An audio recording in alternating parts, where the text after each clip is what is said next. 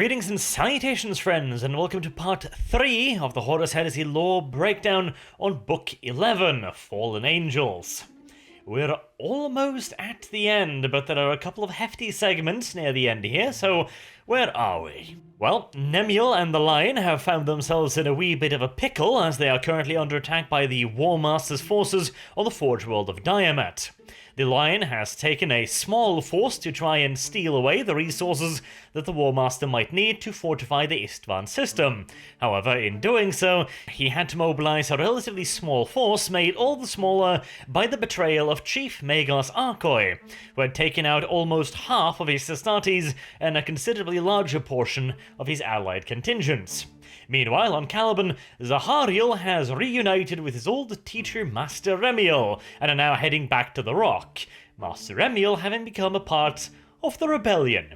They are now going to have a nice leisurely chat with Luther, whilst a bunch of cultists are getting ready to raise thousands upon thousands of the undead and butcher some 5 million people in the North Wilds arcology.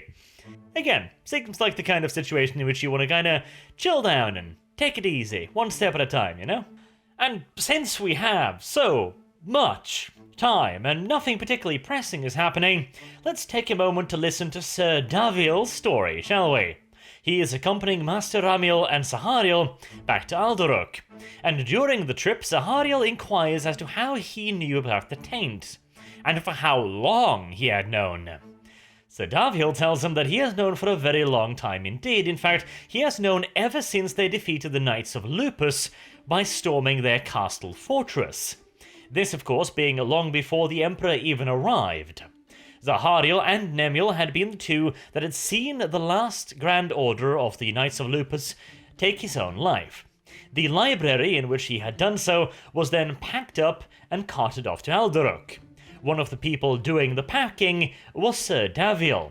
He was hurt during the fighting, and so, whilst convalescing, he was put to some various minor tasks to keep the sick and the injured busy.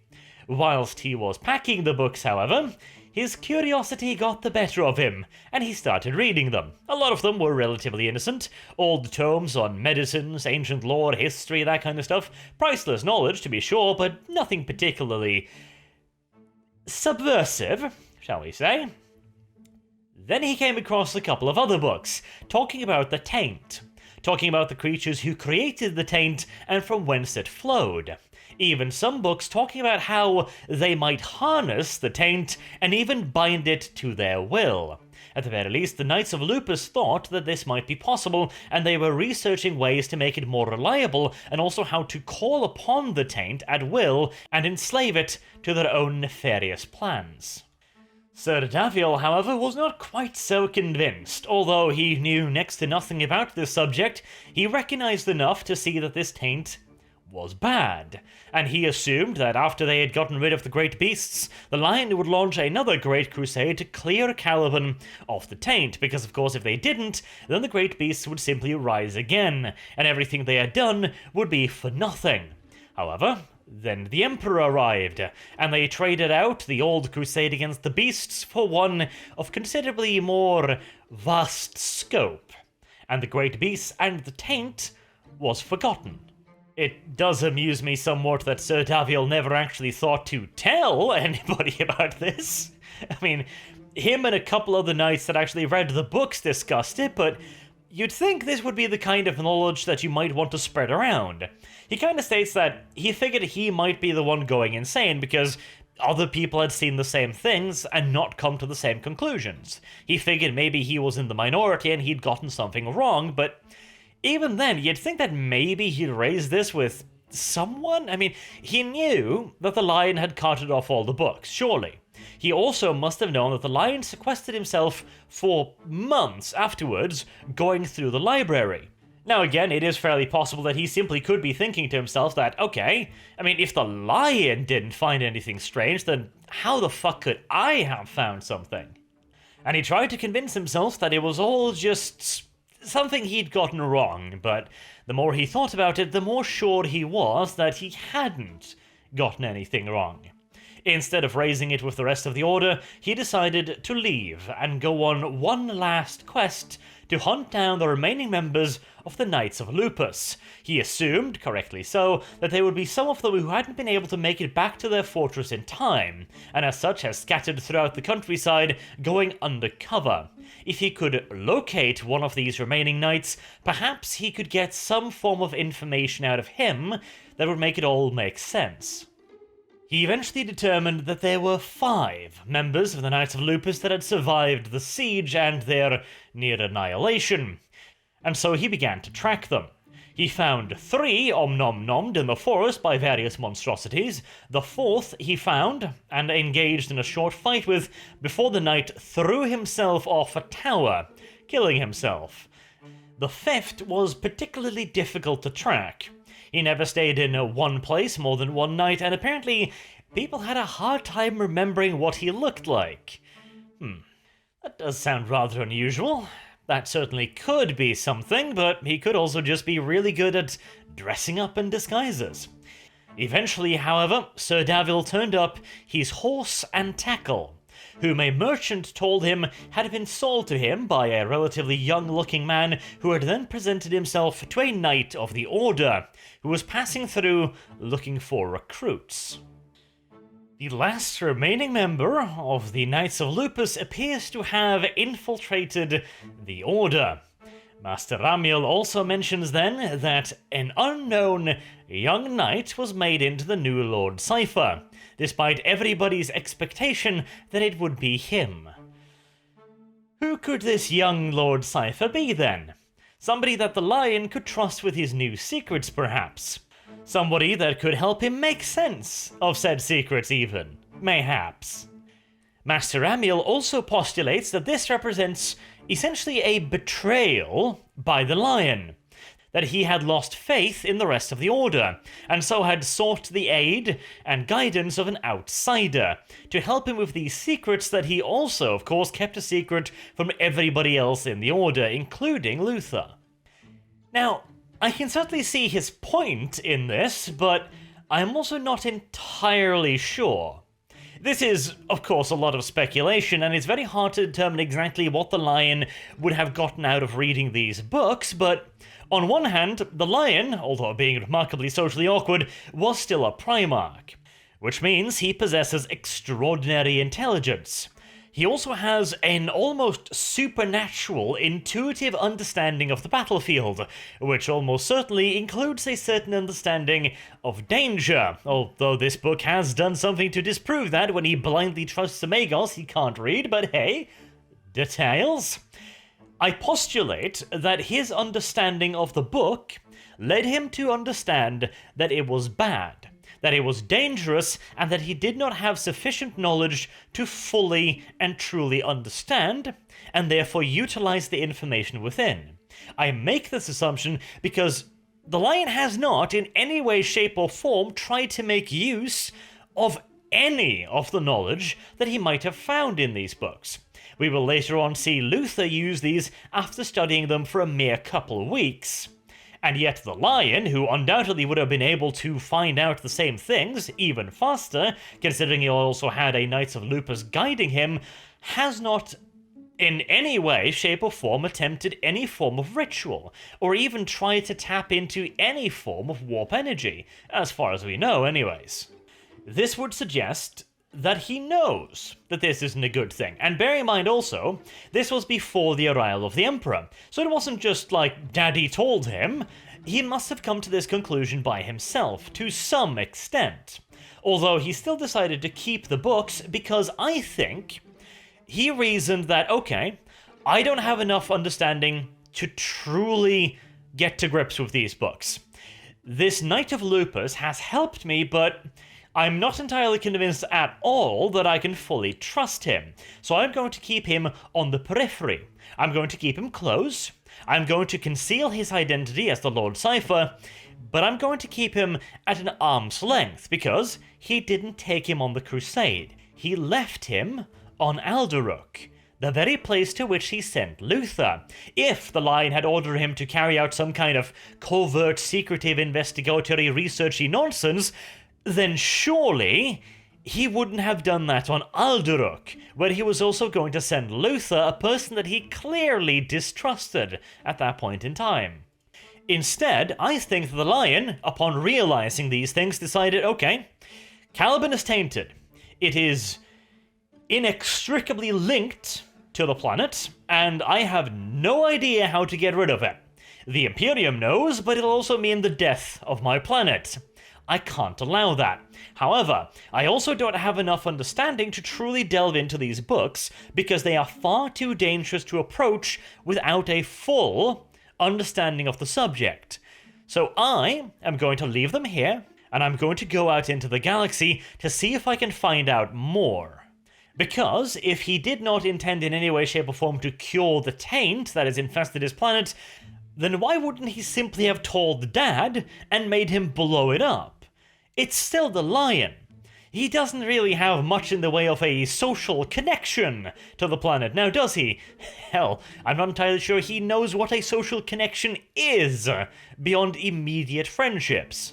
I doubt very much so that he would have some form of overriding sympathy towards the planet in and of itself, to the point where he would allow the Chaos Taint to spread and not be counteracted. It is also, however, clear that he severely underestimated the corruption, since the Imperial exploitation of the planet was what unlocked it. He might have reasoned that that alone would not be enough, but then of course the rebellions happened, which, to be fair, the Lion might not have been able to predict that one, since the planet had been completely and utterly loyal as far as he knew. And he had sent Luther back to it. No matter how much he doubted Luther, I have absolutely no doubt that he believed he was still loyal. So I don't think the Lion did any of this out of malice. In fact, he even says to Nemiel earlier on in this book that keeping some information secret is not the same as deception. He isn't lying to anybody. He has simply decided that it would be better if everyone doesn't know this particular piece of information. He also brings up the example, of course, that the Order itself has many layers of secrecy, because a neophyte could not make full use of the information available to a knight, and even a knight could not make full use of the information available to the Grand Master of the Order, and so on. What Ramiel has construed as a deliberate slight against his honor and as an insult that he could not be trusted, I think that the Lion simply assumed to be something that he did not need to know, because he knew the mental weight this would have upon them. He knew that if they knew that Caliban was tainted, they would do anything and everything to stop it. He was afraid that they would delve into the very books that he did not fully understand and begin playing with fire, something that he could not allow.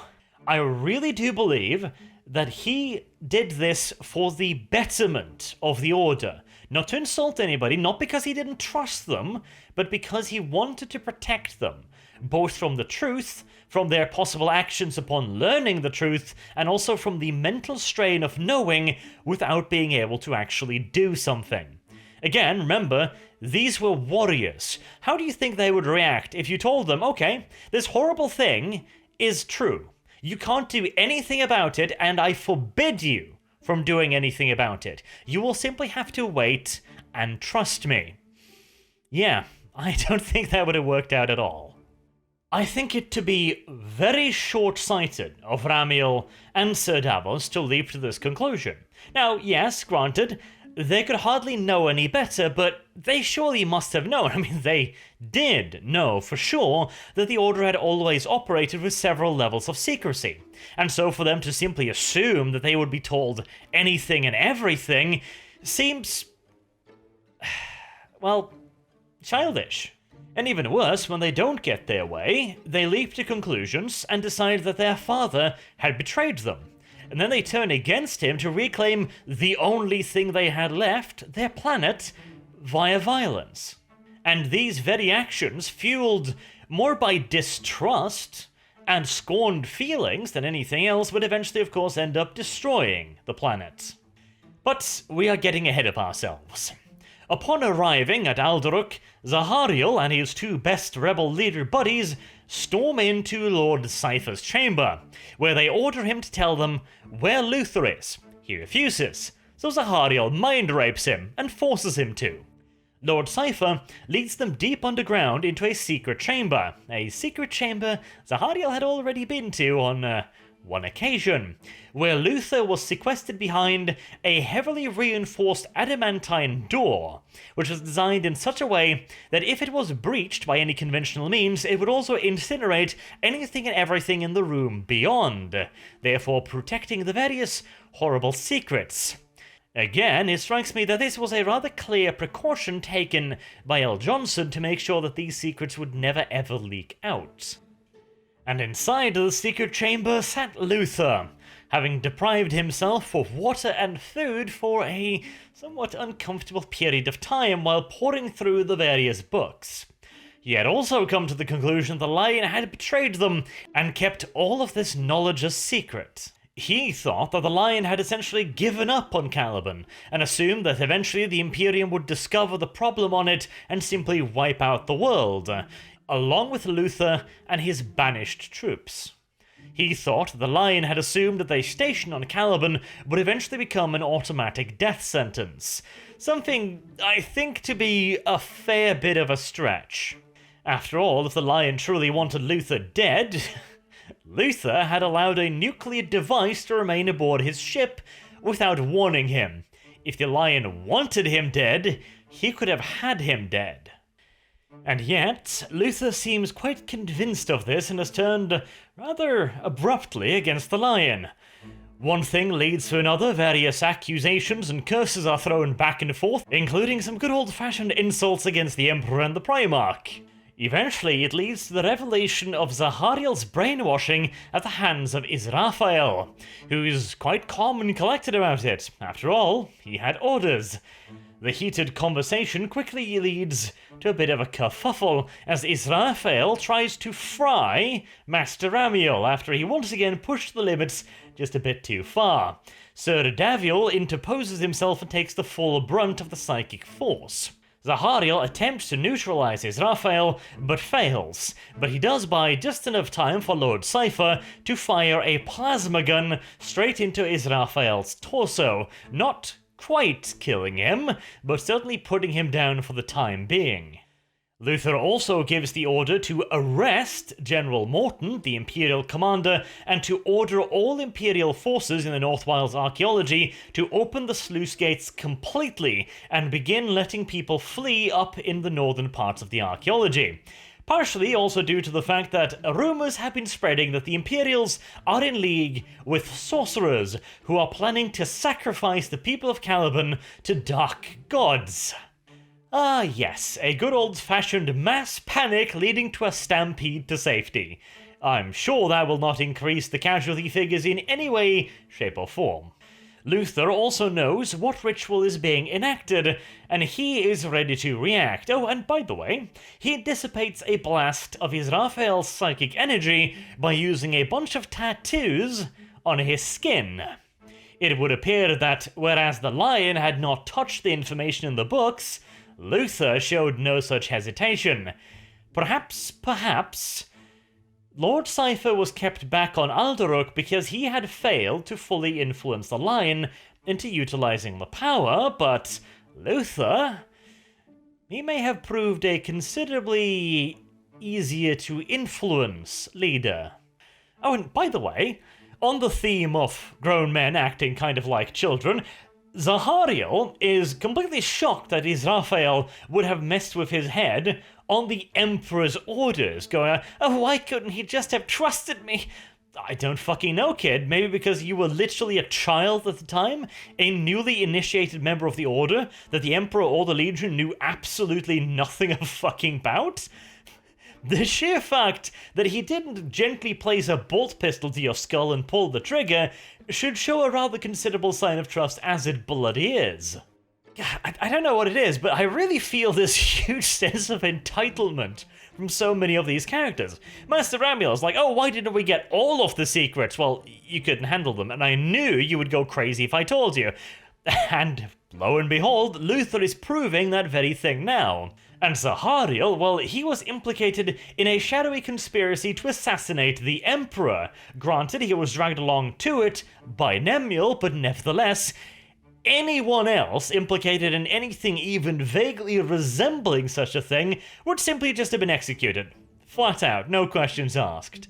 The simple fact that he is alive, and they expended the effort to brainwash him instead of just spreading his brain matter out across the closest wall, should be a bountiful sign of trust, but nope, Zahariel's fifis has been hurt. But hey, enough about that. Now, finally, after returning to Aldrook and having this little kerfuffle, they can finally get back to the North Wales archaeology, for the third time this day for some of them, to actually deal with the cultists that are threatening to raise an army of the goddamn dead. Progress. At least this time they didn't waste any more time and headed to the archaeology in Stormbirds, with an entire chapter and basically everything they could mobilize to strike against the sorcerers. Once they arrived, however, they heard that whilst the evacuation order had been put in place, it might already be too late. The Jaegers were reporting that they were fighting frenzied civilians, who apparently didn't even stop when shot, except for a last ball to the head. Good old-fashioned zombies. Right. That's a problem then. The Jaegers were trying to let civilians through as quickly as they could, but so far they'd only sifted through maybe thousands, maybe 10,000 tops, which meant there were still millions left. And they had essentially lost control of half of the lower levels, meaning that several million people were now either already dead, dying, and turning into zombies, or hemmed together in one tiny little area. Either one is not particularly good. The ritual had to be stopped quickly before it really started getting out of control. Thusly, Luther proposed a rather bold plan. His command squad, along with a couple other formations, would penetrate deep into the archaeology and act as bait for the various horrible creatures.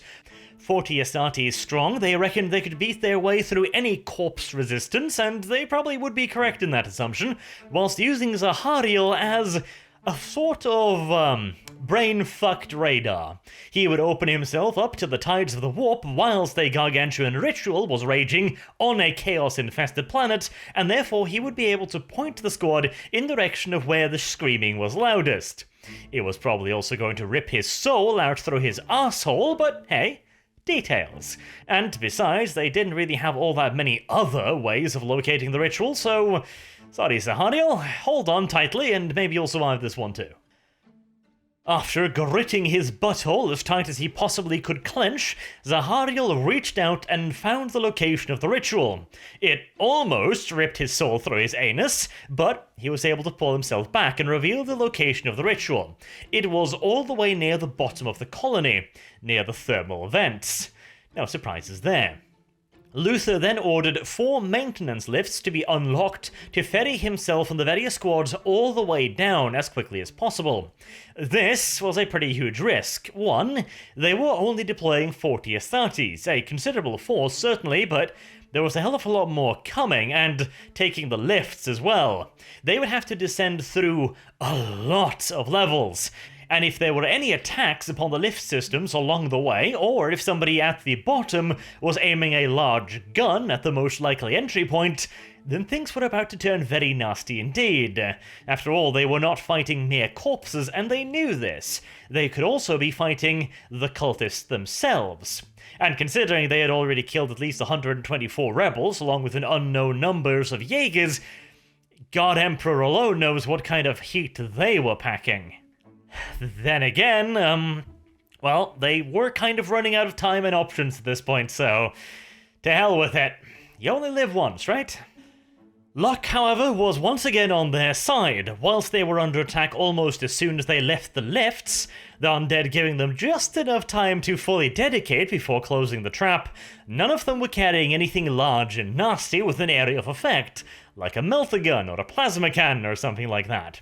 They were merely just undead corpses, and provided little in the way of real challenge to Astartes, who cut their way further down towards the central thermal core, where they found 6 Queen Reaver worms. Considering that one of these had been a bit of a challenge to an entire squad of Astartes, having 6 of them face down 4 squads seems downright fucking unreasonable, but hey, they are 4 squads led by Luther with his magical bullshit sword, so you never know, they might actually have a decent shot, although Luther himself had a bit more of a, ambitious take on this current mission. Rather than merely driving away the warp entity that they were trying to manifest down here, he wished to subdue it and bind it to his will. Zahariel was at first repulsed by the idea, as he fucking should, considering. But then it was like, oh, well, you've talked me into it. I know the warp is evil, I know the shit on Sarosh was terrible, and I know that this thing is terrible because every time I've opened my soul to search for it, it has tried to butt-fuck me into oblivion, but sure, boss, let's try and make it into a house pet. What could possibly go wrong? He doesn't even stop to question, hey, Luther, are you entirely sure that all of this knowledge is a good thing? I'm just asking, if these things are fundamental to the corruption of Caliban, maybe we shouldn't play with it. Maybe we should be looking for ways to get rid of it rather than trying to domesticate it. Yeah, just a suggestion, but hey, again, details. Unfortunately, the worm queens turned out to also be mere details. 6 of them were brushed aside fairly easily. After that, there was only the remaining corpses and the sorcerers, who were now completely exposed like naked babes in the woods in front of the Astartes, who gunned them down without mercy. The ritual, however, due to reasons of deus ex machina and dramatic timing, had reached a tipping point where it could no longer be undone merely by smearing its casters over a vast quantity of marble flooring. Conveniently, this also provided Luther with the chance to try and talk to the great conqueror worm and attempt to domesticate this kawaii little, entirely harmless creature. But Luther was not a psyker. He would need Zahariel to focus his efforts into the creature. This meant that Zahariel would have to cancel all of his psychic dampeners, leaving him just as butt-naked as the Reaver worms had been just a few moments ago. It went about as predictably as you could possibly imagine. Zahariel tried to wrestle with this gargantuan entity, who did give us a couple interesting pieces of information. One, it was named Uroboros, or at the very least that was the name that humans had given it. Which is an interesting name. It might not mean much, but the Uroboros, the snake who eats its own tail, is in many cultures a symbol of infinity. It is a symbol of the beginning of all things and the end of all things at the same time. Rather fascinating demonic entity to find on Caliban, of all places, but again, that might not necessarily have any meaning, or at the very least, no obvious meaning. It does also mention, though, that it has been held in chains for far too long, suggesting that something has bound it, not that it has arrived from the warp like a normal demonic entity, but rather it is being summoned specifically from this planet. The Uroboros might be the very reason why Caliban is tainted as it is. Somebody, at some point in history, bound this demon to this planet specifically, and over the decades, the centuries, the millennia probably, it has been trying to fight its way out. Trying to kill off the population, for example, causing enough death and destruction to let it reign freely. Trying to corrupt the population into warlocks, etc., but up until the coming of these sorcerers and Luther, it had been entirely unsuccessful. It is also clear that it does not wish to be bound again, which is why, even when Luther is offering it at the very least some form of freedom, if it only would give up its name, it refuses, and rather waits until the ritual collapses all on its very own. Once the ritual ends, Zahariel, who had been pushed to the absolute limits and far beyond them, dies. He remains dead for a full 5 minutes until Luther brings him back to life by reading from the book. After which Sahariel is asleep for 8 months. 8. That is a rather significant number, isn't it, in Chaos Law? And then Sahariel awakes. Seemingly okay. Luther comes to visit him and has a little talk about the future, and Sahariel seems to remember everything about the ritual except for the entity's name. Sahariel also inquires about what has been going on since he's been asleep. Well, the two rebel leaders who had been blamed for spreading the rumors that had thrown the North Wales archaeology into a panic had apparently died at the hands of the Rebel Alliance noble female leader, who had herself conveniently gone missing shortly thereafter. Luther had then rounded up almost all of the Terrans on the planet, with the exception of General Morton and a few of his men. He was now preparing to defend Caliban, although news of his betrayal had not yet reached outside of the planet. They had received a message from the Ultima Segmentum stating that the War Master Horus had rebelled. This provided Luther with the perfect opportunity to continue his studies in peace. He told Sahariel that he intended to redo the ritual that the Terrans had cast. He wished this time to capture the creature for absolute certain. After Luther leaves, however, we also learned that Sahariel is still marked by the thing.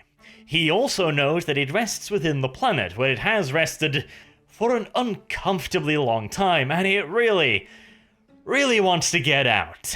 It'll be interesting how he eventually ends up feeling about Luther's slide into darkness, won't it? Though to some extent I think we might already have our answer, since Sahariel also mentions that he remembers the entity's name, and he said to Luther that he didn't remember. Knowing the entity's name would be the key to subduing it.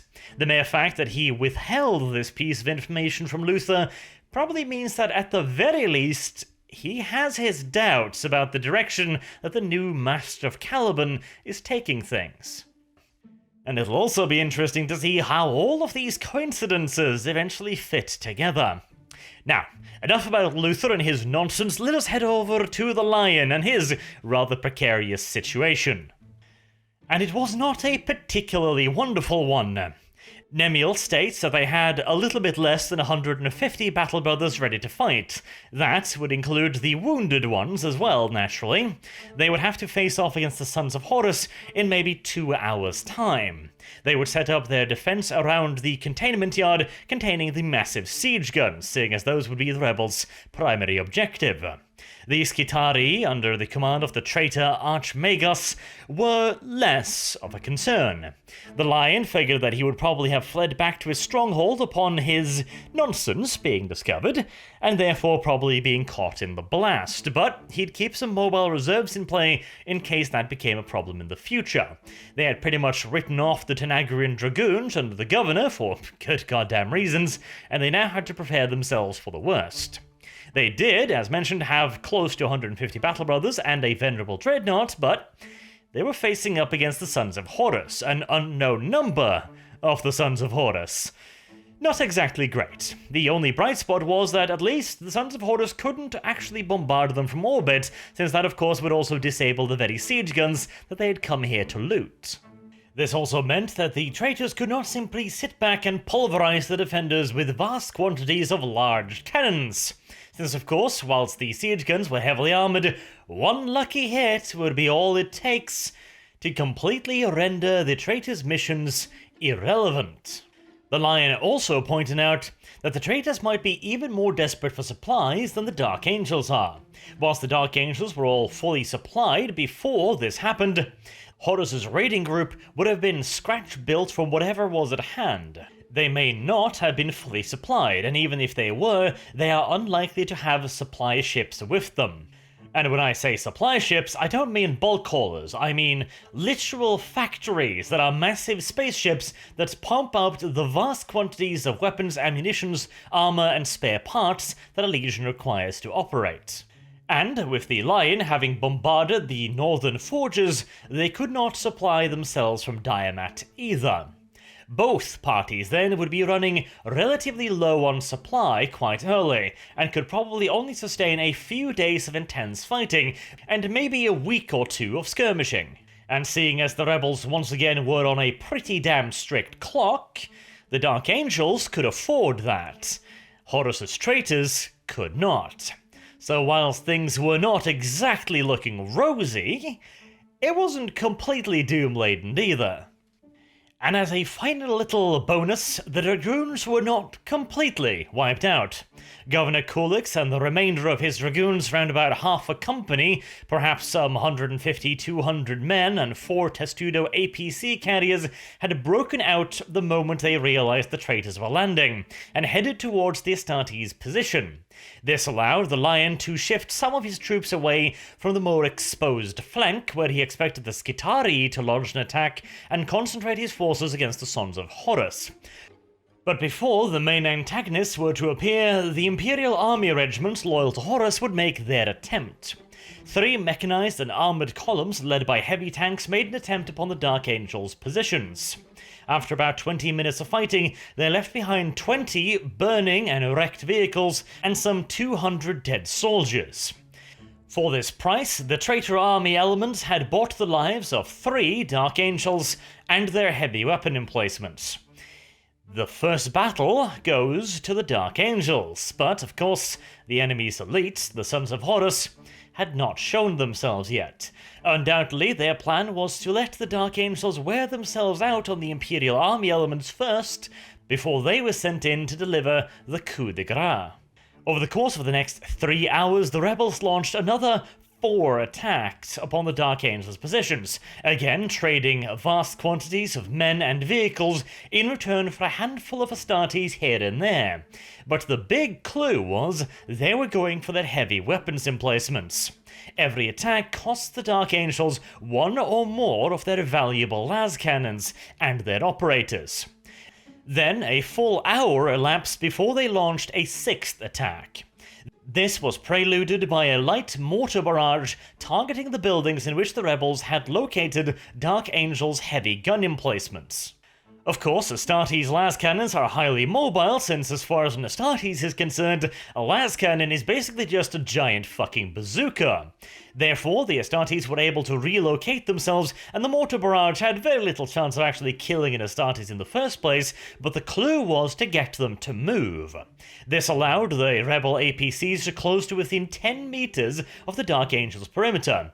Once they realized that they were not getting viciously murdered, they closed in even further, and began engaging the Dark Angels in close quarters combat.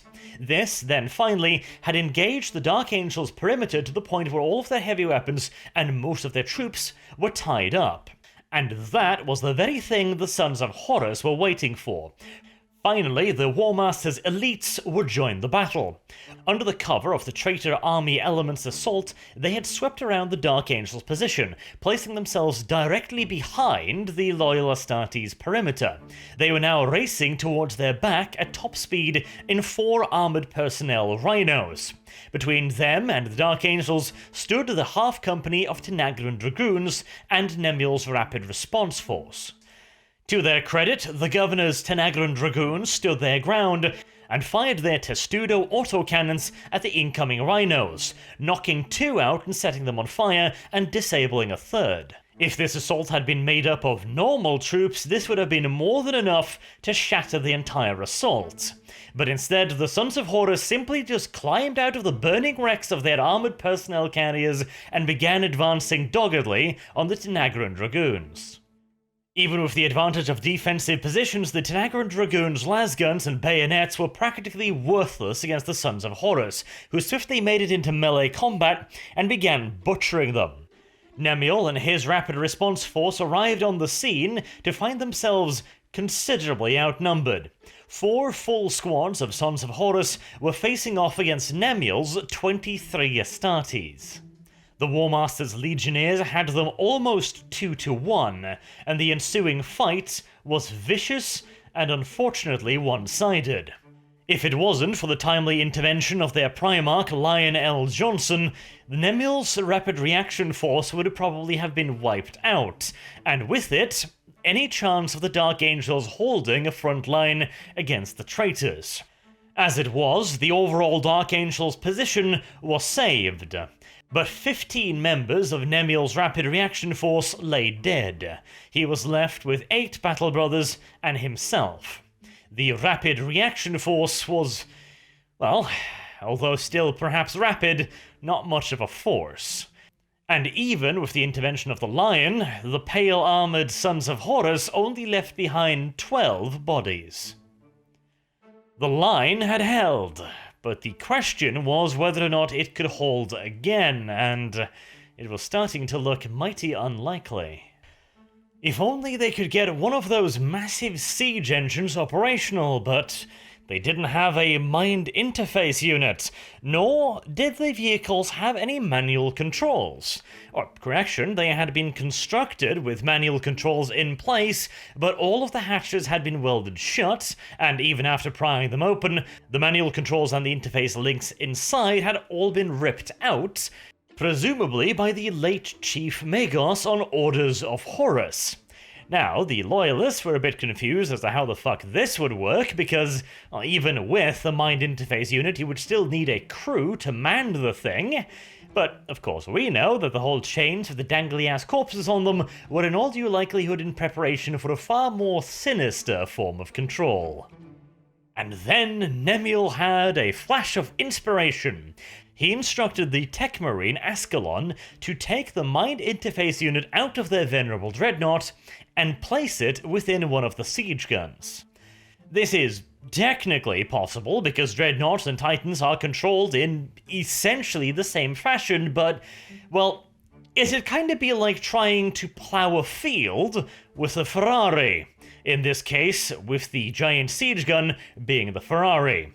The mind interface unit in the Dreadnought is not meant to be operating anything of this size or complexity. And to be fair, the venerable brother does have a fair bit of problems operating the things, but he's got all of his weapons fully functional, which at the end of the day is the most important part.